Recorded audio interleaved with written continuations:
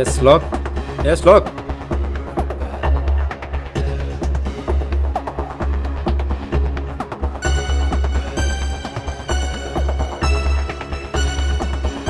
S Shlok ಏನೋ ಇದು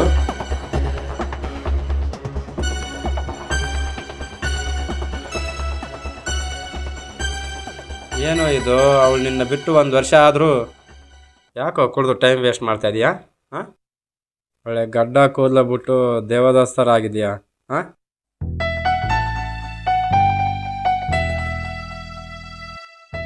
ನನಗೆ ಫ್ಯಾಮಿಲಿ ಪ್ರಾಬ್ಲಮ್ ಇರುತ್ತೆ. ಏ ಮಗ, 1 ವರ್ಷದಿಂದ ಮತ್ತೆ ಸಿಗೋದು ಬೇಡ ಅಂತ ಹೇಳಿದ್ಲು ಅಂತ ಸುಮ್ಮನೆ ಅಂದ್ಕೊಂಡಿದ್ದೆ. ಆದರೆ ನಿಜನೇ ಮಾಡಿಬಿಟ್ಲು ಮಗ.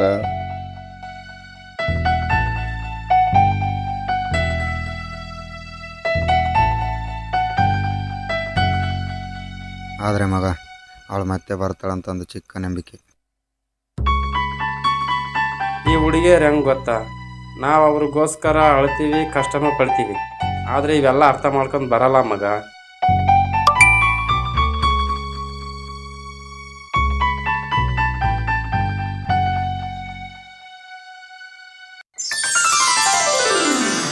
ಏ ಮಗ, ನಾನು ಹೇಳಿಲ್ವಾ ಅವಳು ಮತ್ತೆ ಬರ್ತಾಳಂತ?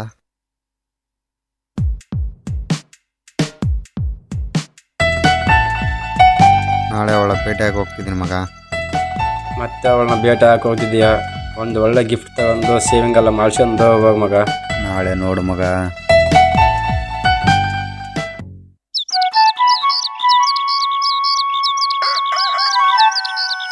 ಟೈಮ್ ಆಯಿತು, ಶಾಲೆಗೆ ಹೋಗ್ಬೇಕು. ಎದ್ದೇಳಚ್ಚಿನ.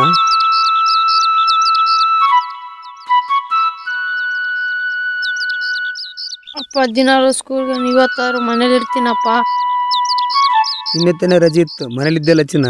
ಇವತ್ತು ನೀನು ಶಾಲೆಗೆ ಹೋಗಿಲ್ಲ ಅಂದ್ರೆ ನಿಮ್ಮ ಸರ್ ನನಗೆ ಫೋನ್ ಮಾಡ್ತಾರೆ ಅಷ್ಟೇ. ಇವತ್ತು ಅವನು ಸ್ಕೂಲಿಗೆ ಹೋಗೋದು ಬೇಡ, ನಮ್ಮ ಜೊತೆ ಮದುವೆಗೆ ಬರ್ಲಿ ಬಿಡ್ರಿ. ನಿಧಾನಕ್ಕೆ ಮಾತಾಡಿ. ಅವ್ನು ಕೇಳಿದರೆ ಶಾಲೆಗೆ ಹೋಗಲ್ಲ, ಮತ್ತೆ ನಮ್ಮ ಜೊತೆ ಬರ್ತಾನೆ. ನಿಧಾನಕ್ಕಣೆ.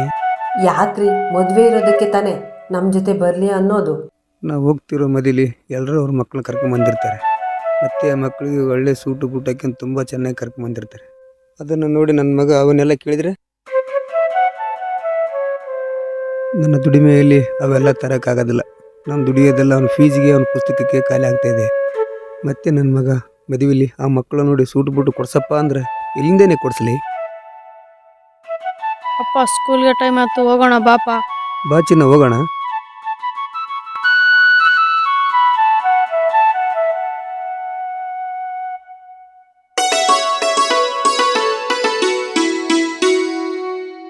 ನೋಡಿ ನನ್ನ ಮಗನ ರಾಜನ್ ಥರ ಬರ್ತಾನೆ.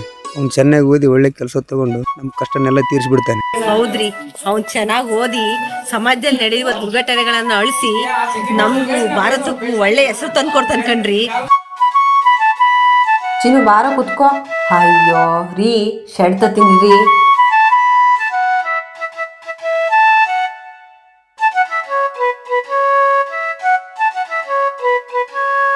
ರೀ ಹುಷಾರು ಕಣ್ರಿ.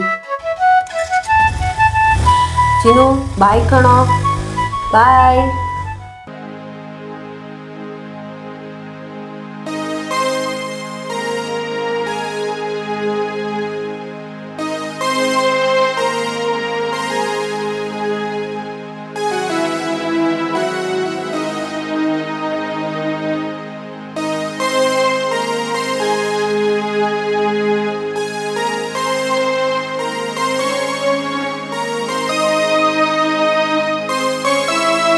ರಾಧಾ, ಟಿಫನ್ ರೆಡಿ ಆಯ್ತೇನಮ್ಮ? ಟೈಮ್ ಆಗಿದೆ.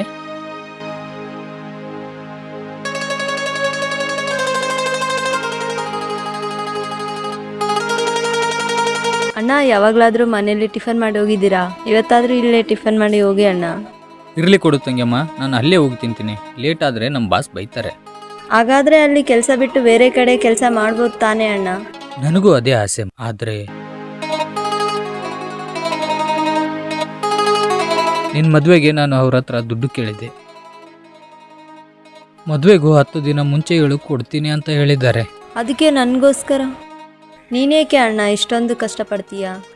ಅಯ್ಯೋ ಪೆದ್ದಿ, ನನಗೆ ಅಂತಿರೋದು ನೀನೊಬ್ಳೆ ತಾನೆ. ಅದಕ್ಕೆ ನಿನ್ನ ಖುಷಿಗೋಸ್ಕರ ನಾನು ಏನು ಬೇಕಾದರೂ ಮಾಡ್ತೀನಮ್ಮ. ಮತ್ತೆ ನಿನ್ನ ಒಳ್ಳೆ ಉದ್ಯೋಗದಲ್ಲಿರೋನಿಗೆ ಕೊಟ್ಟು ಮದುವೆ ಮಾಡೋದೇ ನನ್ನ ಆಸೆ. ಅದಕ್ಕೋಸ್ಕರ ನೀನು ಈ ಥರ ಎಲ್ಲ ಕಷ್ಟಪಡ್ತೀಯ ಅಣ್ಣ?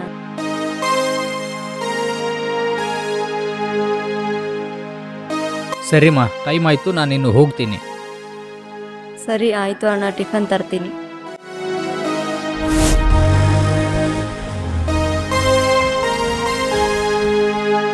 ತಗೊಳ್ಳಿ ಅಣ್ಣ ಆ ಬಾಕ್ಸು.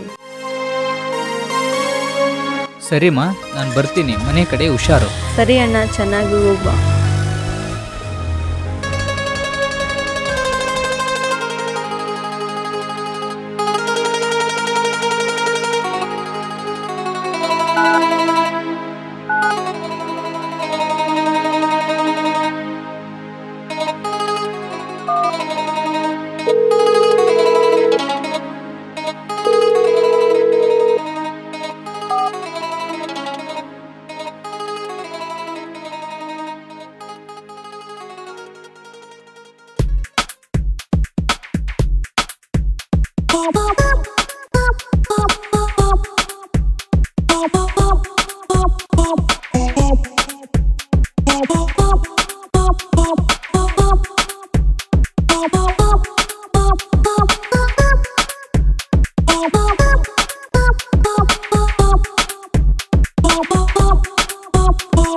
ಏಯ್ ಚಂದ್ರಪ್ಪನ,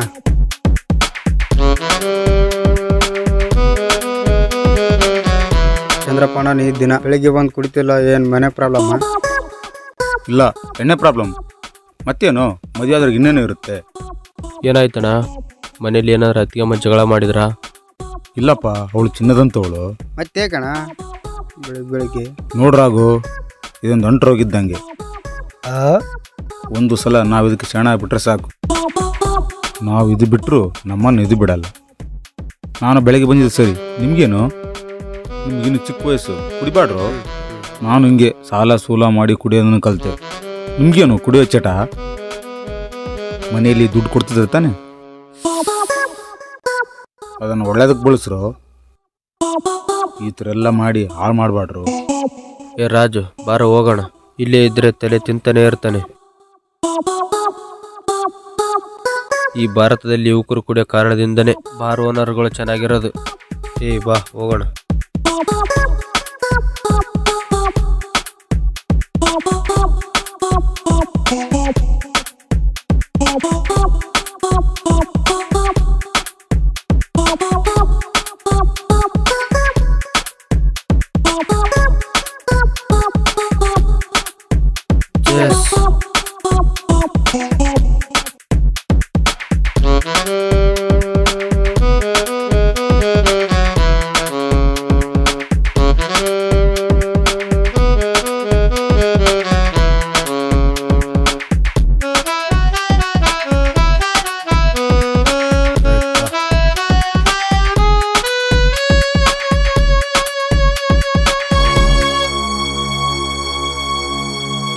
ಚಂದ್ರಪ್ಪಣ, ಚಂದ್ರಪ್ಪಣ, ಚಂದ್ರಪ್ಪಣ, ಇದೇನಣ್ಣ ಬೆಳಿಗ್ಗೆ ಮಲ್ಕೊಂಡ್ಬಿಟ್ಟಿದ್ಯಾ?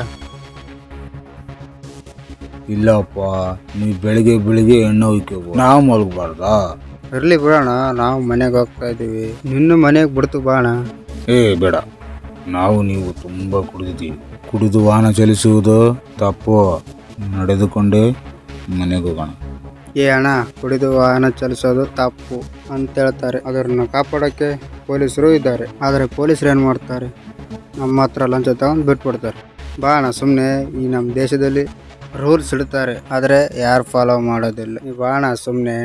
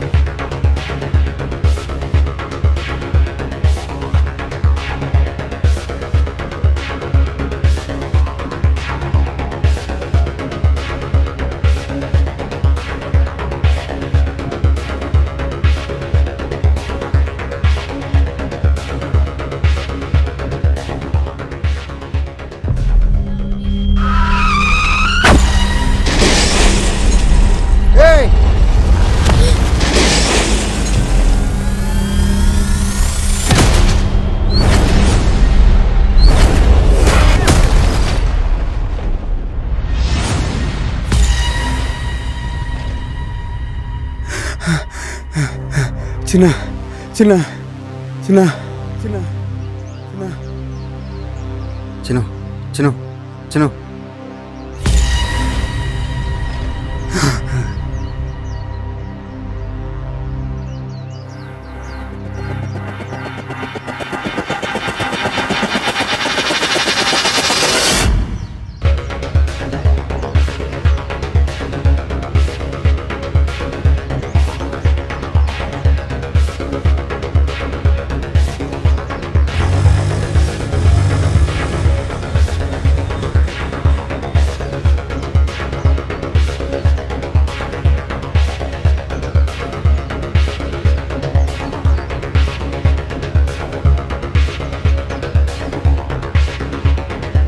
ಏನಾಗಿದೆ ಅಣ್ಣ? ಅದೇಣ್ಣ ಸರ್ಕಾರಿ ಬಸ್ಸು ಸ್ಕೂಲ್ ಬಸ್ಸು ಡಿಕ್ಕಿ ಹೊಡೆದು ಹಲವಾರು ಮಕ್ಕಳು ಕೈ ಕಾಲು ಕಳ್ಕೊಂಡ್ರಪ್ಪ. 10 ಮಕ್ಕಳು ಸಾವನ್ನಪ್ಪಿದ್ದಾರಪ್ಪ. ಅದೇನು ಅರ್ಜೆಂಟ್ ನೀ ಡ್ರೈವರ್ಗಾಗಿ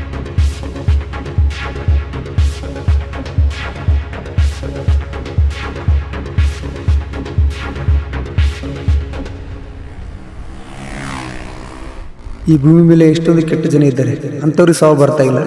ಈ ಚಿಕ್ಕ ಮಕ್ಕಳು ಏನು ಮಾಡಿದ್ದಾರೆ ದೇವ್ರೆ? ಛೇ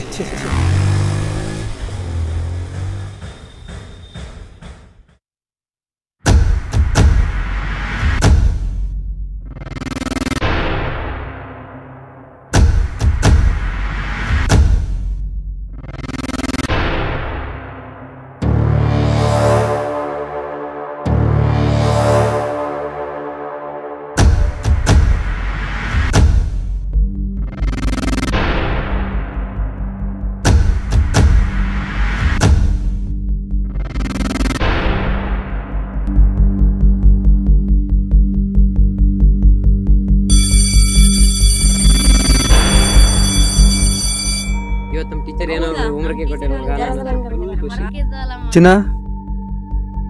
ಐ ಅಪ್ಪ ಸರಿ ಸರಿ ಓಕೆ ಹೋಗ್. ನಾನೇ ಬಸ್ಸಲ್ಲಿ ಬರ್ತಿದ್ನಲ್ಲಪ್ಪ. ಇಲ್ಲ ಕಂದ, ಇನ್ನು ಮುಂದೆ ನಾನೇ ಕರ್ಕೊಂಡ್ ಬರ್ತೀನಿ, ನಾನೇ ಕರ್ಕೊಂಡು ಹೋಗ್ತೀನಿ.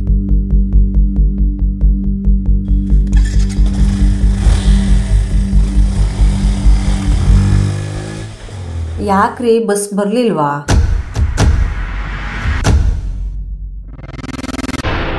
ಇನ್ನು ಮುಂದೆ ನಾನೇ ಕರ್ಕೊಂಡು ಹೋಗ್ತೀನಿ, ನಾನೇ ಕರ್ಕೊಂಡು ಬರ್ತೀನಿ. ಯಾಕ್ರಿ? ಇವತ್ತೊಂದು ಅಪಘಾತ ಆಯಿತು. ಇವತ್ತು ಶಾಲೆ ಬಸ್ಸು ಮತ್ತು ಗೌರ್ಮೆಂಟ್ ಬಸ್ಸು ಆಕ್ಸಿಡೆಂಟ್ ಆಯಿತು.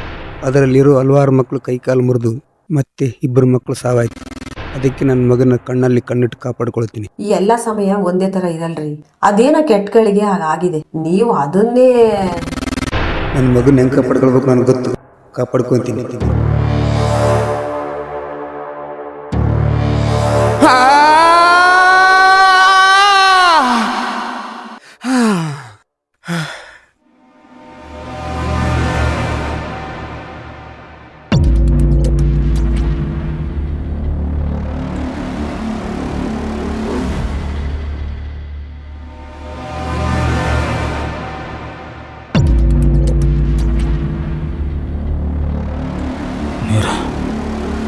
ನೀರು ನೀರು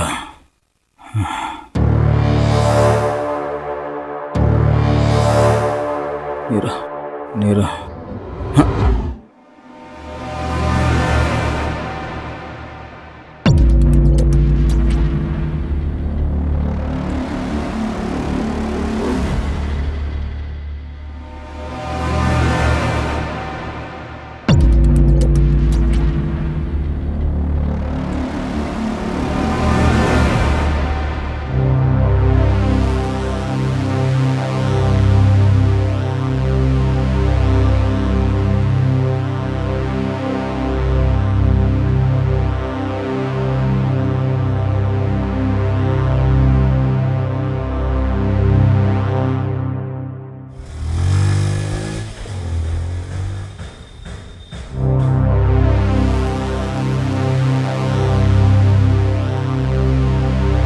ಹಲೋ ಮಂಜುರೇಟ್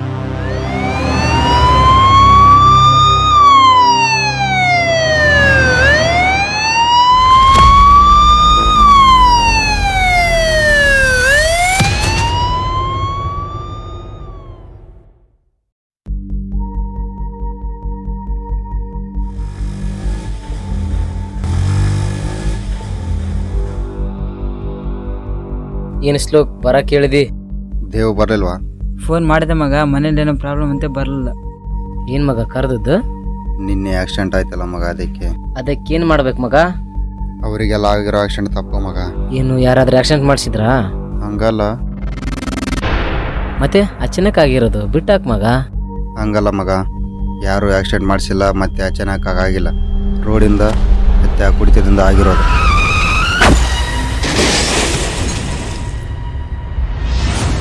ಇದೆಲ್ಲ ನ್ಯೂಸ್ನಲ್ಲಿ ಬಂದಿಲ್ವಾ? ಈ ನ್ಯೂಸ್ನವರು ಹಂಗೆ ಇದ್ದಾರೆ. ಯಾರ್ದಾದ್ರೂ ಸೆಲೆಬ್ರಿಟಿ ನ್ಯೂಸ್ ಬಂದರೆ ತಿಂಗಳ ಪೂರಿ ತಾಕೊಂಡಿರ್ತಾರೆ. ಈ ಸಮಾಜದಲ್ಲಿ ಆಗ್ತಿರೋ ಅಪಘಾತ ಬಗ್ಗೆ ಒಂದು ದಿನಾನೂ ಮಾತಾಡಲ್ಲ. ಮಾತಾಡಿದ್ರು ಅದು ಬ್ರೇಕಿಂಗ್ ನ್ಯೂಸ್ ಆದರೆ ಮಾತ್ರ ಮಾತಾಡ್ತಾರೆ. ಅದಕ್ಕೆ ಈ ನ್ಯೂಸ್ನವ್ರು ಕೂಡ ಸಮಾಜದಲ್ಲಿ ನಡೆಯುತ್ತಿರೋ ಅಪಘಾತ ಬಗ್ಗೆ ತಿಳಿಸ್ಬೇಕು ಮಗ. ಹೌದು ಮಗ, ಇದೆಲ್ಲ ಜನಗಳಿಗೆ ತಿಳಿಸ್ಬೇಕು. ಅದಕ್ಕೇನು ಮಾಡ್ಬೇಕು ಮಗ? ನಾವು ಹೇಳಿದ್ರೆ ಕೇಳಲ್ಲ, ನನ್ನ ಜೊತೆ ಬನ್ನಿ, ಅವ್ರ ಹತ್ರನೇ ಹೋಗೋಣ. ಯಾರು ಮಗ? ಅವ್ರ ಹೆಸರು ಎಂ ಮಲ್ಲೇಶ್ ಅಡ್ವೊಕೇಟ್ ಅಂತ. ಅವರು ಯಾವಾಗಲೂ ಜನರಿಗೆ ಒಳ್ಳೆಯದನ್ನೇ ಬಯಸುತ್ತಾರೆ. ಈಗ ಅವ್ರು ನಮಗೆ ಸಿಗ್ತಾರಾ? ಅವರು ಜನರಿಗೆ ಯಾವಾಗಲೂ ಸಿಗ್ತಾರೆ.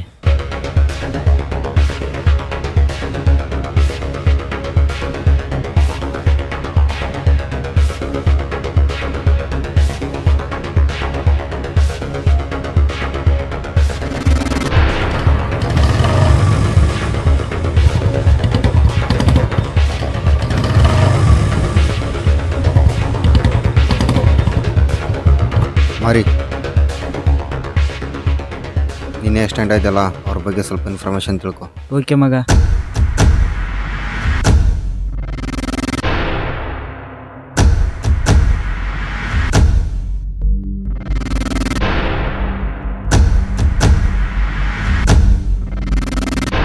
ಸರ್, ಯಾರೋ ಕ್ಲೈಂಟ್ ಬಂದಿದ್ದಾರೆ. ಬರಕ್ಕೆ ಹೇಳು. ಸಾರ್ ಕಟ್ತಿದ್ರೆ ಬನ್ನಿ.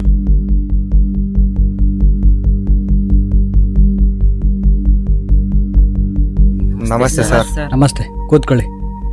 ನೀನು ಕೂತ್ಕೋ. ಏನು ಬಂದಿರೋ ವಿಷಯ? ನೀವು ಜನರಿಗೆ ಒಳ್ಳೆಯದನ್ನೇ ಬಯಸ್ತೀರಾ ಅಂತ ಗೊತ್ತಾಯ್ತು, ಅದಕ್ಕೆ ನಿಮ್ಮ ಹತ್ರ ಬಂದಿದ್ವಿ ಸರ್. ಜನರಿಗೆ ಒಳ್ಳೇದು ಮಾಡೋಕ್ಕೋಸ್ಕರನೇ ನಾನು ಈ ಕೋಟ್ ಹಾಕಿರೋದು. ನೀವು ಬಂದಿರೋ ವಿಷಯ? ಅದೇ ಸರ್, ನಿನ್ನೆ ನಾನು ಸಿಂಧೂರಿಗೆ ಹೋಗ್ತಿದ್ದೆ, ಅಲ್ಲಿ ಒಂದು ಆಕ್ಸಿಡೆಂಟ್ ಆಯಿತು. ಅದಕ್ಕೋಸ್ಕರ. ಅದಕ್ಕೆ? ಅದೇ ಆಕ್ಸಿಡೆಂಟ್ ಜಸ್ಟ್ ನನಗಾಗಿರೋದು ಸರ್.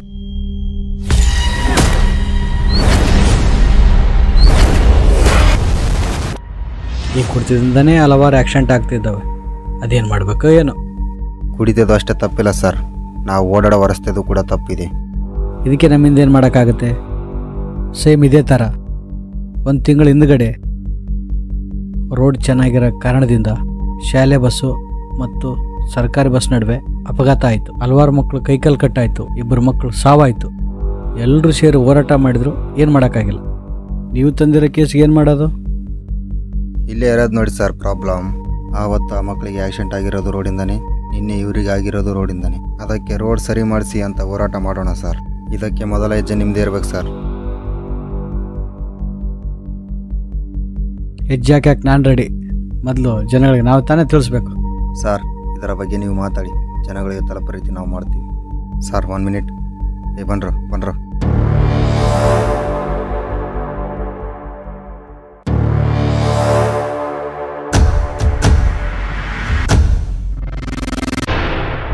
ಸರ್, ನಾವೊಂದು ಲೈವ್ ವಿಡಿಯೋ ಮಾಡ್ತೀವಿ, ಈ ವಿಷಯದ ಬಗ್ಗೆ ನೀವು ಮಾತಾಡಿ. ಜನರು ನಾನು ಹೇಳಿದ್ರೆ ಕೇಳ್ತಾರಾ? ಸರ್, ಹೇಳೋರು ಹೇಳಿದ್ರೆ ಕೇಳ್ತಾರೆ. ನಿಮ್ಮ ಪ್ರಯತ್ನ ನೀವು ಮಾಡಿ ಸರ್. ಎಲ್ರಿಗೂ ನಮಸ್ಕಾರ. ನಾನು ನಿಮ್ಮ ಪ್ರೀತಿಯ ಎಂ ಮಲ್ಲೇಶ್ ಮಾಚಿನೂರು ವಕೀಲರು. ತಮ್ಮ ಮುಂದೆ ಲೈವ್ ಬರಲು ಕಾರಣವೇನೆಂದರೆ,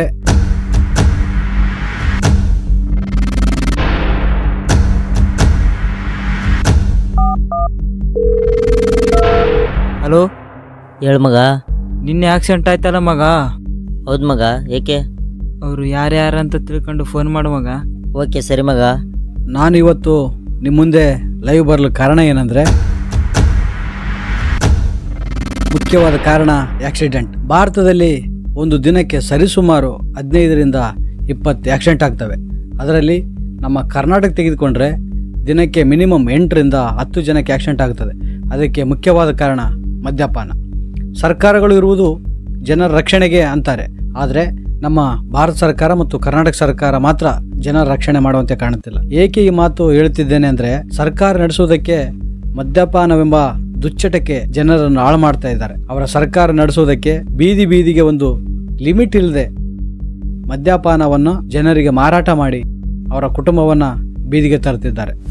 ನಾನು ಏನು ಹೇಳಲು ಹೊರಟಿದ್ದೇನೆಂದರೆ, ಸರ್ಕಾರ ಮದ್ಯಪಾನವನ್ನು ಒಂದು ದಿನಕ್ಕೆ ಒಬ್ಬ ಮನುಷ್ಯನಿಗೆ ಒಂದು ಲಿಮಿಟ್ ಕೊಡದೆ ಹಣದಾಸೆಗೋಸ್ಕರ ಅತಿ ಹೆಚ್ಚು ಮದ್ಯಪಾನವನ್ನು ಮಾರಾಟ ಮಾಡ್ತಿದ್ದಾರೆ.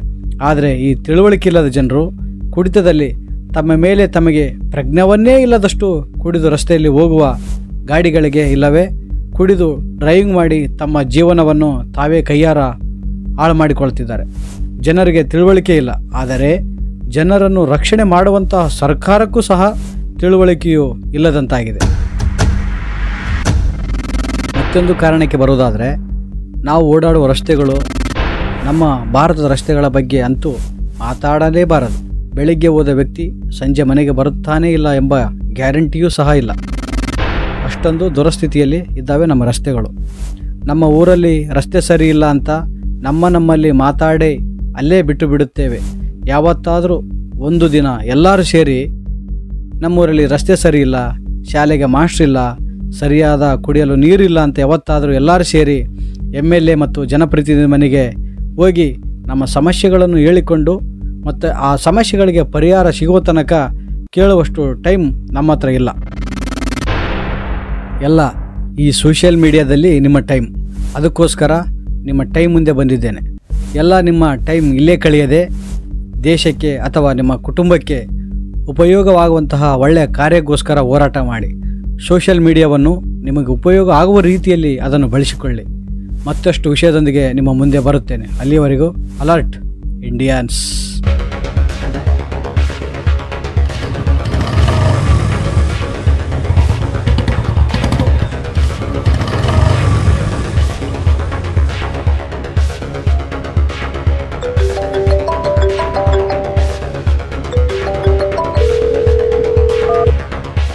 ರಾಧಾಗಿನ್ನ 10 ದಿವಸದಲ್ಲಿ ಮದುವೆ ಅಂತಲ್ಲ ಮಗ. ಹೌದಾ? ಈ ವಿಷಯ ಸ್ಲೋ ಕೇಳಕ್ ಹೋಗ್ಬೇಡ.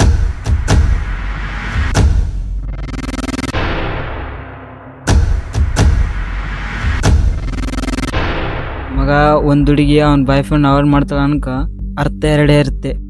ಒಂದು, ಆ ಹುಡುಗಿನ ಯಾರಾದರೂ ಪಟಾಯಿಸಿರ್ಬೋದು, ಇಲ್ಲಾಂದ್ರೆ ಅವಳೇ ಇನ್ನೊಬ್ಬನು ಪಟಾಯಿಸಿರ್ಬೋದು. ಗೊತ್ತಿಲ್ದೇನೆಲ್ಲ ಮಾತಾಡೋಕೋಬೇಡ ಮಗ. ಮೊದಲು ಎಲ್ಲ ಅರ್ಥ ಆಗಲ್ಲ, ಬರ್ತಾ ಬರ್ತಾ ಎಲ್ಲ ಅರ್ಥ ಆಗುತ್ತೆ.